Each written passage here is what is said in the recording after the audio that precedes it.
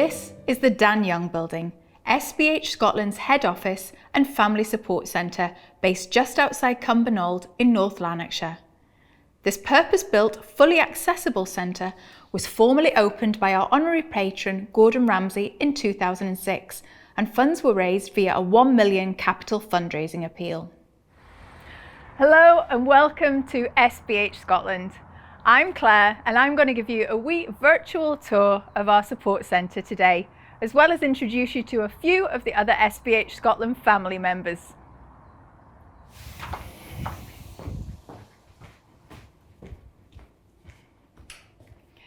Here we are inside the Dan Young Building, and here just past reception is our health and wellbeing clinic. This is where our members can come and get an appointment with our clinical nurse specialist. Our clinical nurse specialist is on hand to help with issues such as continence management, mobility, diet and nutrition. Family support workers are also available to help with support and advice, including grants and benefits, mental health support, housing and education support. Staff use the NHS Attend Anywhere conferencing software to support individuals living remotely or who are unable to travel to the centre. And as previously mentioned, we have family support teams based in the north and east of the country, as well as here in the west. Now let's hear from one of SBH Scotland family members. At one of the meetings with the neurosurgeons, that's when I got given a leaflet for SBH Scotland, and I was told to give them a wee phone that they would help me out. But it was one of those things that I put in my handbag and I didn't really think that I needed help.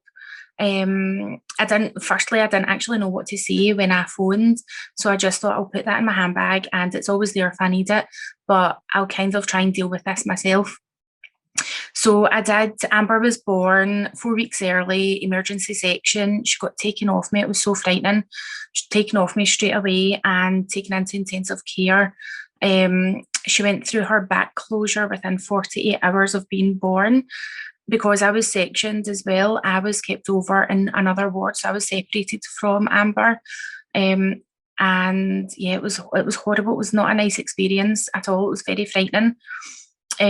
She then went through her shunt operation a week later, and she stayed in intensive care for 4 weeks, I think it was, and then she was allowed home.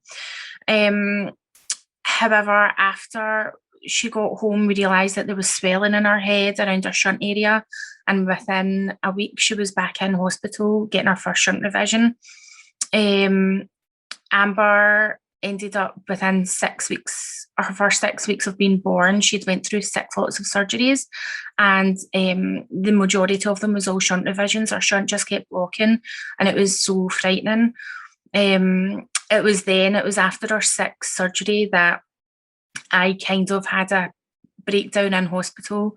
I was so upset, so frightened, so scared, didn't know how my little girl was going to be, didn't know who to speak to. And it was then that I remembered that I had the leaflet in my handbag and I pulled it out and I sat staring at it and I just called the number that was on the leaflet for SBH Scotland, and straight away they picked up the phone and put me at ease. They spoke me through everything that I was going through.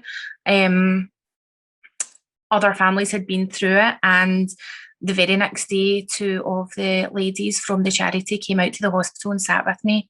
It was really nice just speaking to someone else out with the family who kind of understood what I was going through, and they were just such a great support for me that day. Just getting me through that day, I think it meant so much to me. My partner, Amber's dad, didn't really know what to say or do to comfort me. So it was really nice having other people there to support me. After Amber got home from hospital, she was out for maybe a month, and then we got invited to meet the other families at the SBH Scotland Support Centre. It was their Halloween party, and I took Amber along with her big sister, and we met up with other families. It was just so lovely to see the other kids there who were older than Amber, all smiling, having fun and chatting to other parents. It was just fantastic. It was a great support for me, and since then we have been meeting up regularly. with the other families. We have made connections over social media, and they're part of our network, where we now go out and meet up with them as well. So it's just been amazing to meet up with other families who are going through the same thing. And if it wasn't for the charity, me phoning them that day and them being such a huge support, then I think that I would be still very much in a situation where I was lonely and not really knowing what the future would hold for Amber. So I'm really grateful to for the charity to give us this opportunity. I love this area. This is our garden. Unfortunately, due to lockdown, our volunteers haven't been able to get in, so please do excuse any of the overgrown areas here. To the right is our sensory garden. Now, believe it or not, 4 years ago, this was just spare ground, but thanks to Tesco Bags of Help, we were able to transform it into a sensory garden. The children and young people enjoy taking part in outdoor activities such as gardening, and in sunnier months, the garden is a riot of sound and colour. Families also enjoy getting together and catching up on the outdoor beanbags. The playground behind me was started back in 2009. It was generously funded by the Wooden Spoon, and we're so delighted that our young people had a hand in designing it. Many of our young people are wheelchair users, and they told our designers that they would like to be up high. So we have created an accessible structure available for all children to play together, whether they want up high or back down again.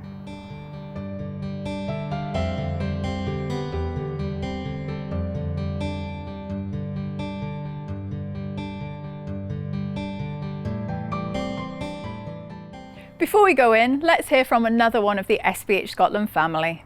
First of all, I'd like to say a huge thank you to all of the funders who have supported us over the past 12 months. Like many charities, the COVID-19 pandemic has had a devastating impact on our fundraising. In response to the challenges facing many of our adult service users, we created a new post of a mental health counsellor, generously funded by the Bank of Scotland Foundation for 12 months. We continue to support children and young people with the challenges of homeschooling and the return to school, and we were one of only 3 education projects in the UK to be funded by the Scottish Power Foundation. In December 2020, we were delighted to win the Scottish Power Foundation Education Award for our vital work with young people and schools. As well as adapting services to provide online support, we also had to adapt our fundraising strategy. We held our own online events and promoted many virtual challenge activities to our donor base. One of our main successes was moving our annual corporate burn supper online. We joined forces with Grants Haggis, Chisholm Hunter and Endura, and on the 25th of January 2021, we held the world's biggest burns. We were delighted when the event was watched by over 12,000 individuals across the globe, including expat communities in Russia, Australia and the USA, and delighted that the event raised over £30,000. We don't know what this year will hold for income generation, but we will continue to identify new funding opportunities. We are currently working on a bid to the Scottish Government to fund a healthy ageing hub with the aim of supporting adult service users as they transition to old age. We are hopeful that in-person fundraising events will start again in October and have already had dates booked for our ladies' lunch and burn supper. We are also researching new sustainable income streams, including social enterprise activity, and we are currently being mentored by the Cranfield Trust as we examine possibilities. On behalf of everyone at SBH Scotland, thank you once again for your support, and we look forward to keeping in touch with you during the coming year. This is our multi-activity space where most of our children, adult, family, peer and social groups take place. Whether it's a coffee with other families, playing games or arts and crafts with our support worker, or maybe it's air hockey and a movie with friends, this room is a wonderful space where happy memories are made. Thank you so much for joining me today for the whistle-stop tour of our Family Support Centre and support services. And we'd like to say a really big thank you for your support, helping us to continue our services in these trying times. We do hope when restrictions lift, you'll be able to come and visit us in person. But in the meantime, please don't hesitate to get in touch with any questions you might have. Thank you so much and take care.